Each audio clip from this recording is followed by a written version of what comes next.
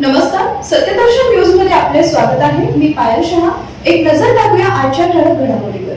निवडणूक आयोगाच्या मान्यतेशिवाय बिनविरोधचा निकाल दिल्यास कडक कारवाईचे आदेश. राज्यात सुरू असलेल्या महानगरपालिका निवडणुकांच्या पार्श्वभूमीवर बिनविरोध निवडणुकांबाबत राज्य निवडणूक आयोगानं महत्त्वाचे आदेश जारी केले.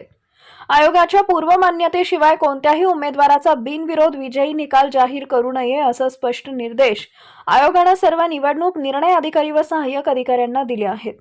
महानगरपालिका निवडणुकांमध्ये अनेक प्रभागात अर्ज माघारीनंतर एकच उमेदवार शिल्लक राहिल्याच्या घटना समोर आल्यात. मात्र अशा ठिकाणी तात्काळ बिनविरोध विजयी घोषित करण्याऐवजी आयोगाची मान्यता घेणं बंधनकारक असल्याचं आयोगानं स्पष्ट केलं आहे. या आदेशाचं उल्लंघन झाल्यास संबंधित निवडणूक अधिकारी कर्मचारी यांच्यावर शिस्तभंगाची कारवाई होऊ शकते असा इशाराही आयोगानं दिला आहे. त्यामुळे आता सर्व महानगरपालिकातील निवडणूक यंत्रणांना अधिक सावधगिरी बाळगावी लागणार आहे.